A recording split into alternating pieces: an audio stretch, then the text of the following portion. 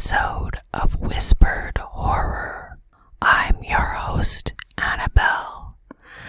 Before we get started, if you enjoy these stories, it would mean the world to me if you subscribed and gave this video a like. Today, we will be reading from Dracula by Bram Stoker. Chapter 16, Dr. Seward's Diary, continued. It was just a quarter before 12 o'clock when we got into the churchyard over the low wall. The night was dark, with occasional gleams of moonlight between the dents of heavy clouds that scudded across the sky. We all kept somehow close together, with Van Helsing slightly in front as he led the way.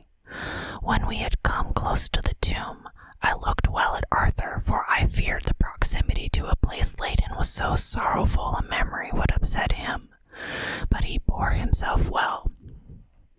I took it that the very mystery of the proceeding was in some way a counteractant to his grief. The professor unlocked the door, and seeing a natural hesitation amongst us, for various reasons, solved the difficulty by entering first himself. The rest of us followed, and he closed the door. He then lit a dark lantern and pointed to a coffin. Arthur stepped forward hesitatingly. Van Helsing said to me, "You were with me here yesterday. Was the body of Miss Lucy in that coffin?" "It was." The professor turned to the rest, saying, "You hear? And yet there is no one who does not believe with me." He took a screwdriver and again took off the lid of the coffin. Arthur looked on, very pale but silent. When the lid was removed, he stepped forward. He evidently did not know that there was a leaden coffin, or at any rate had not thought of it. When he saw the rent in the lead, the blood rushed to his face for an instant, but as quickly fell away again, so that he remained of a ghastly whiteness. He was silent. Van Helsing forced back the leaden flange, and we all looked and recoiled. The coffin was empty. For several minutes no one spoke a word. The silence was broken by Quincy Morris. "Professor, I answered for you. Your word is all I want. I wouldn't ask such a thing ordinarily. I wouldn't so dishonor you as to imply a doubt. But this is a mystery that goes beyond any honor or dishonor. Is this your doing? I swear to you by all that I hold sacred that I have not removed or touched her. What happened was this. 2 nights ago, my friend Seward and I came here, with good purpose, believe me. I opened that coffin, which was then sealed up, and we found it as now empty. We then waited, and saw something white come through the trees. The next day we came here in daytime, and she lay there. Did she not, friend John?" "Yes." "That night we were just in time. One more so small child was missing, and we found it, thank God, unharmed amongst the graves. Yesterday I came before sundown, for at sundown the undead can move. I waited here all night till the sun rose, but saw nothing. It was most probable that it was because I had laid over the clamps of those doors garlic, which the undead cannot bear, and other things which they shun. Last night there was no exodus, so tonight before sundown I took away my garlic and other things. And so it is, we find this coffin empty. But bear with me. So far, there is much that is strange. Wait you with me outside, unseen and unheard, and things much stranger are yet to be. So," he here shut the dark slide of his lantern. "Now, to the outside." He opened the door, and we filed out, he coming last and locking the door behind him. Oh, but it seemed fresh and pure in the night air after the terror of that vault. How sweet it was to see the clouds race by, and the passing gleams of the moonlight between the scudding clouds crossing and passing, like the gladness and sorrow of a man's life. How sweet it was to breathe the fresh air that had no taint of death and decay. How humanizing to see the red lighting of the sky beyond the hill, and to hear far away the muffled roar that marks the life of a great city. Each in his own way was solemn and overcome.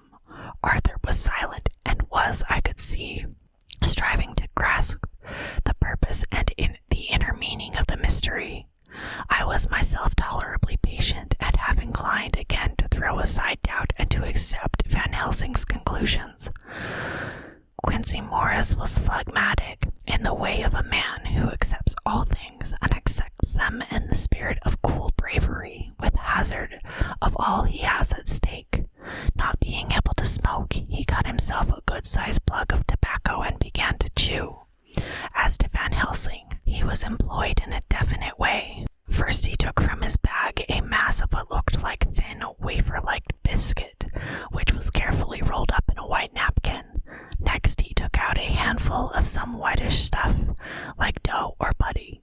He crumbled the wafer up fine and worked it into the mass between his hands. Then he took, and rolling it into thin strips, began to lay them into the crevices between the door and its setting in the tomb. I was somewhat puzzled at this, and being close, asked him what it was that he was doing.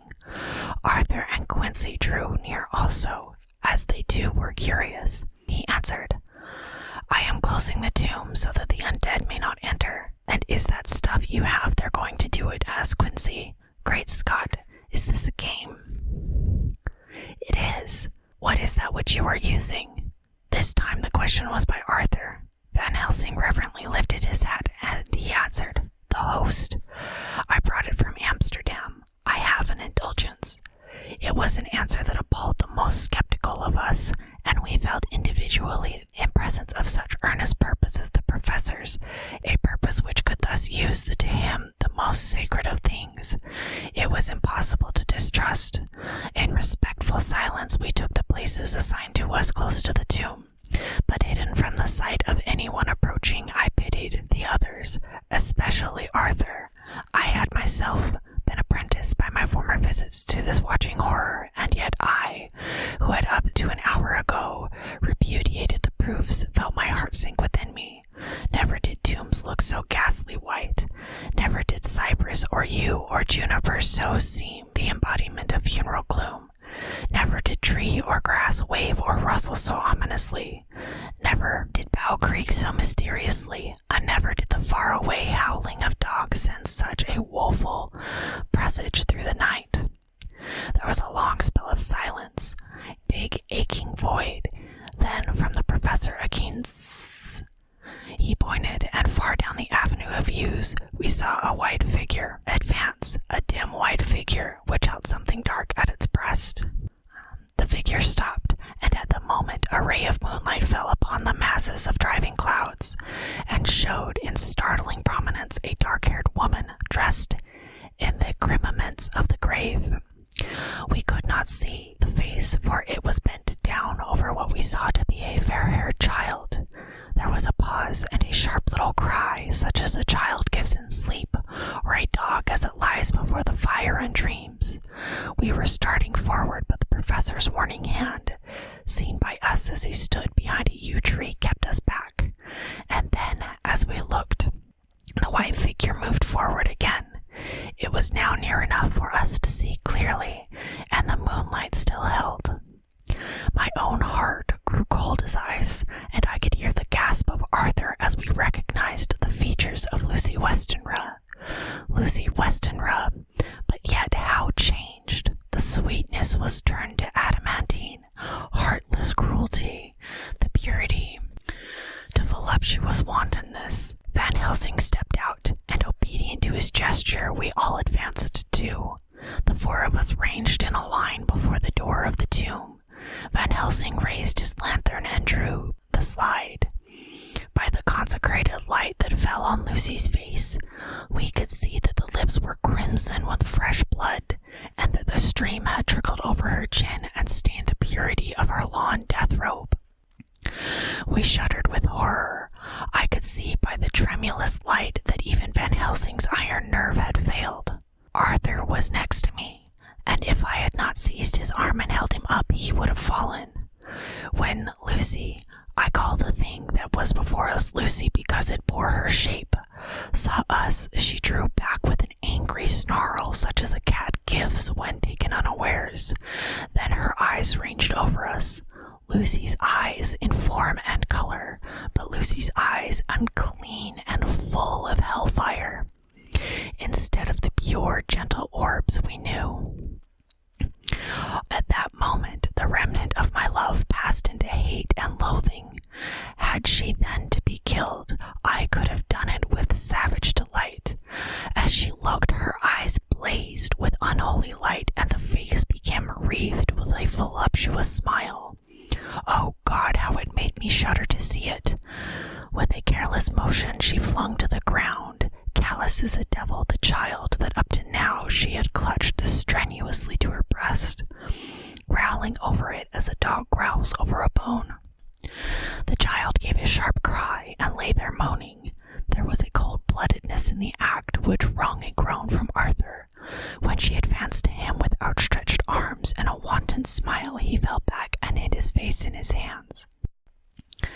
She still advanced, however, with a languorous, voluptuous grace, and said, "Come to me, Arthur. Leave these others and come to me. My arms are hungry for you. Come, and we can rest together. Come, my husband, come." There was something diabolically sweet in her tones, something of the tinkling of glass when struck, which rang through the brains even of us who heard the words and addressed to another. As for Arthur, he seemed under a spell. Moving his hands from his face, he opened wide his arms. She was leaping for them, and when Van Helsing sprang forward and held between them his little golden crucifix, she recoiled from it, and with a suddenly distorted face, full of rage, dashed past him as if to enter the tomb. When within a foot or two of the door, however, she stopped, as if arrested by some irresistible force. Then she turned, and her face was shown in the clear burst of moonlight and by the lamp, which had now no quiver from Van Helsing's nerves. Never did I see such baffled malice on a face, and never, I trust, shall such ever be seen again by mortal eyes. The beautiful color became livid, the eyes seemed to throw out sparks of hell fire, the brows were wrinkled as though folds of flesh were the coils of Medusa's snakes, and the lovely blood-stained mouth grew to an open square. As in the passion of masks of Greeks and Japanese, if ever a face meant death, if looks could kill, we saw it at that moment. And so, for full half a minute, which seemed an eternity, she remained between the lifted crucifix and the sacred closing of her means of entry. Van Helsing broke the silence by asking Arthur, "Answer me, oh my friend, am I to proceed in my work?" Arthur threw himself on his knees and hid his face in his hands as he answered, "Do as you will, friend, do as you will. There can be no horror like this ever any more." And he groaned in spirit. Quincy and I simultaneously moved towards him and took his arms. We could hear the click of the closing lantern as Van Helsing held it down. Coming close to the tomb, he began to remove from the chinks some of the sacred emblem which he had placed there. We all looked on with horrified amazement as we saw, when he stood back, the woman with a corporeal body as real at that moment as our own, pass through the interstice where scarce a knife blade could have gone. We all felt a glad sense of relief when we saw the professor calmly restoring the strings of putty to the edges of the door. When this was done, he lifted the child and said, "Come now, my friends, we can do no more till tomorrow. There is a funeral at noon, so here we shall all come before long after that. The friends of the dead will all be gone by 2, and when the sexton locks the gate we shall remain. Then there is more to do, but not like this of tonight. As for this little one, he is not much harmed, and by tomorrow night he shall be well. We shall leave him where the police will find him as on the other night, and then to home." Coming close to Arthur, he said, "My friend Arthur, you have had a sore trial, but after, when you look back, you will see how it was necessary. You are now in the bitter waters, my child. By this time tomorrow you will, please God, have passed them, and have drunk of the sweet waters. So do not mourn over much. Till then I shall not ask you to forgive me.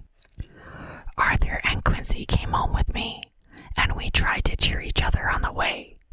We had left behind the child in safety and were tired, so we all slept with more or less reality of sleep. 29 September, night. A little before 12 o'clock, we three, Arthur, Quincy Morris, and myself, called for the professor. It was odd to notice that by common consent we had all put on black clothes. Of course Arthur wore black, for he was in deep mourning, but the rest of us wore it by instinct.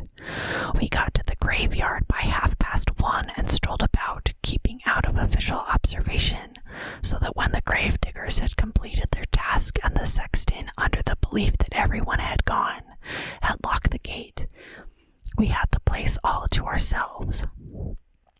Van Helsing, instead of his little black bag, had with him a long leather one, something like a cricket bag. It was manifestly of fair weight. When we were alone and had heard the last of the footsteps die out up the road, we silently, and as if by ordered intention, followed the professor to the tomb. He unlocked the door and we entered, closing it behind us. When he took from his bag the lantern, which he lit, and also 2 wax candles which, when lighted, he struck by melting their own ends on other coffins, so that they may give light sufficient to work by. When he again lifted the lid off Lucy's coffin, we all looked, Arthur trembling like an aspen, and we saw that the corpse lay there in all its death beauty. But there was no love in my own heart, nothing but loathing for the foul thing which had taken Lucy's shape without her soul. I could see even Arthur's face grow hard as he looked. Presently he said to Van Helsing, "Is this really Lucy's body, or only a demon in her shape? It is her body, and yet it is not. But wait a while, and you shall see her as she was, and is."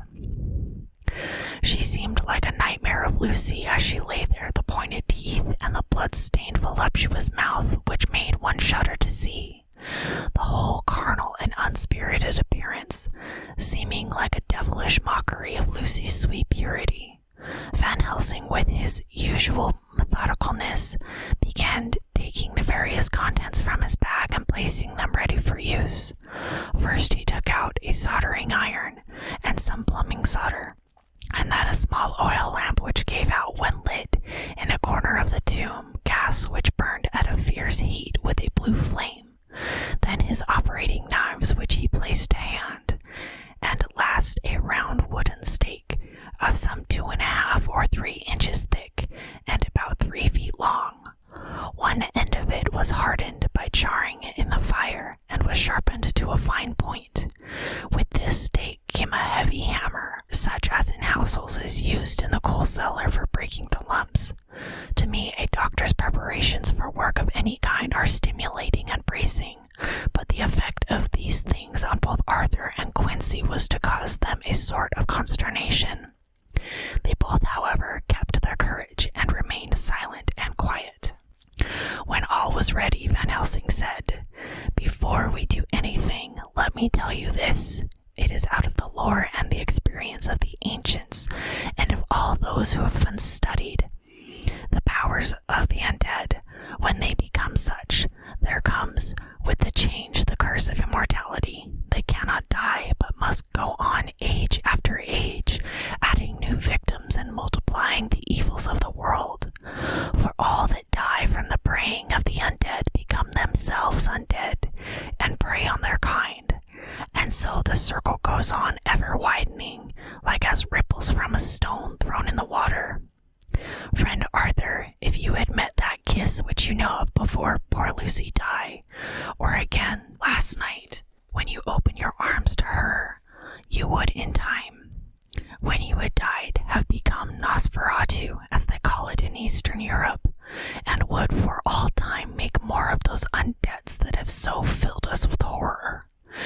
The career of this so unhappy dear lady is but just begun. Those children whose blood she succored are not as yet so much the worse hours.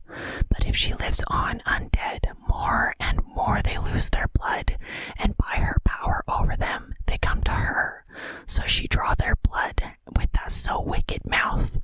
But if she die in truth, then all cease. The tiny wounds of the throats disappear, and they go back to their play, unknowing ever of what has been, but of the most blessed of all. When this now undead be made rest as true dead, then the soul of the poor lady whom we love shall again be free. Instead of working wickedness by night and growing more debased in the assimilating of it by day, she shall take her place with the other angels, so that, my friend, it will be a blessed hand for her that shall strike the blow that sets her free. To this I am willing, but is there none amongst us who has a better right? Will it be no joy to think of thereafter in silence, of the night when sleep is not? It was my hand that sent her to the stars. It was the hand of him that loved her best, the hand that of all she would herself have chosen, had it been to her to choose. Tell me if there be such a one amongst us. We all looked at Arthur. He saw too.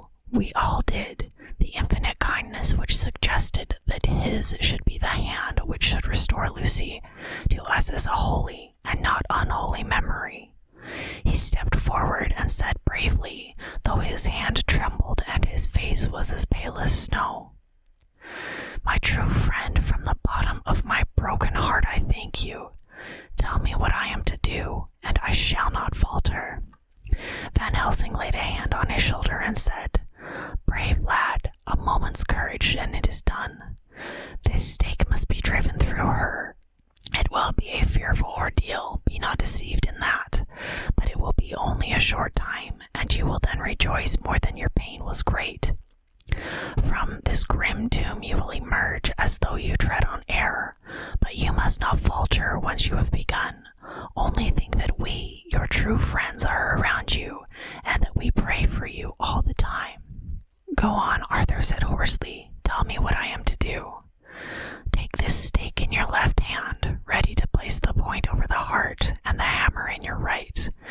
Then when we begin our prayer for the dead, I shall read him. I have here the book, and the other shall follow. Strike in God's name, so that all may be well with the dead that we love, and that the undead pass away."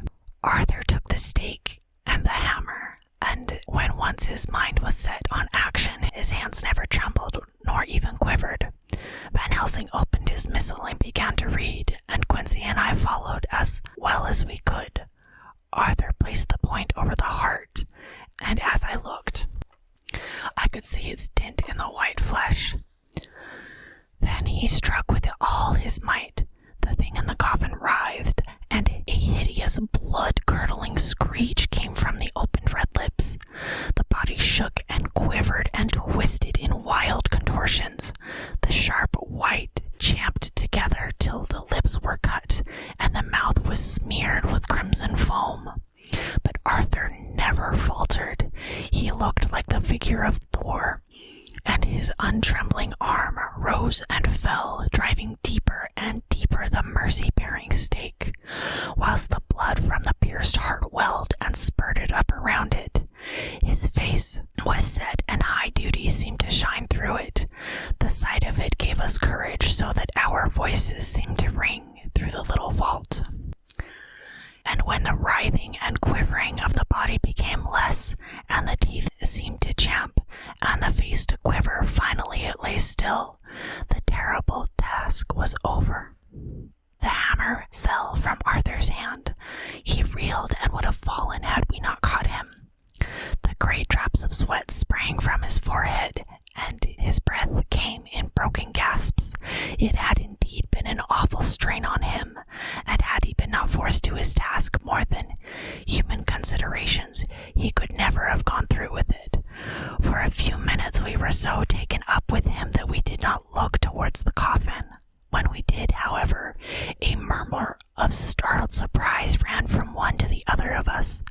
We gazed so eagerly that Arthur rose, for he had been seated on the ground, and came and looked too, and then a glad, his face and dispelled altogether the gloom of horror that lay upon it. There in the coffin lay no longer the foul thing that we had so dreaded and grown to hate, that the work of her destruction was yielded as a privilege to the one best entitled to it.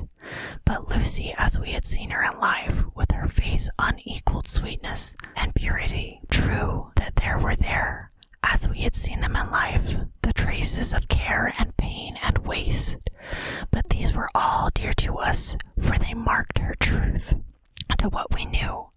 One and all we felt that the holy calm that lay like sunshine over the wasted face and form was only an earthly token and symbol of the calm that was to reign forever. Van Helsing came and laid his hand on Arthur's shoulder and said to him, "Now, Arthur, my friend, dear lad, am I not forgiven?" The reaction of the terrible strain came as he took the old man's hand in his and raising it to his lips pressed it, saying, "Forgiven! God bless you that you have given my dear one her soul again, and me peace." He put his hands on the professor's shoulder and laying his head on his breast, cried for a while silently whilst we stood unmoving. When he raised his head, Van Helsing said to him, "And now, my child, you may kiss her. Kiss her dead lips if you will, as she would have you to, if for her to choose. For she is not a grinning devil now, not any more a foul thing for all eternity. No longer is she the devil's undead, she is God's true dead, whose soul is with him." Arthur bent and kissed her, and then we sent him and Quincy out of the tomb. The professor and I sawed the top of the stake, leaving the point of it in the body. Then we cut off the head and filled the mouth with garlic. We soldered up the leaden coffin and screwed on the coffin lid, and gathering up our belongings, we came away. When the professor locked the door, he gave the key to Arthur. Outside, the air was sweet, the sun shone, and the birds sang, and it seemed as if all nature were tuned to a different pitch. There was a gladness and mirth and peace everywhere, for we were at rest ourselves on one account, and we were glad, though it was with a tempered joy. Before we moved away, Van Helsing said, "Now, my friends, one step of our work is done, one the most harrowing to ourselves, but there remains a greater task, to find out the author of all of this sorrow, and to stamp him out. I have clues which we can follow, but it is a long task and a difficult one, and there is danger in it and pain. Shall you not all help me? We have learned to believe all of us, is it not so? And since so, do we not see our duty? Yes, and do we not promise to go on in the bitter end?" Each in turn, we took his hand, and the promise was made. Then said the professor as we moved off, "2 nights hence you shall meet with me and dine together at 7 o'clock with friend John.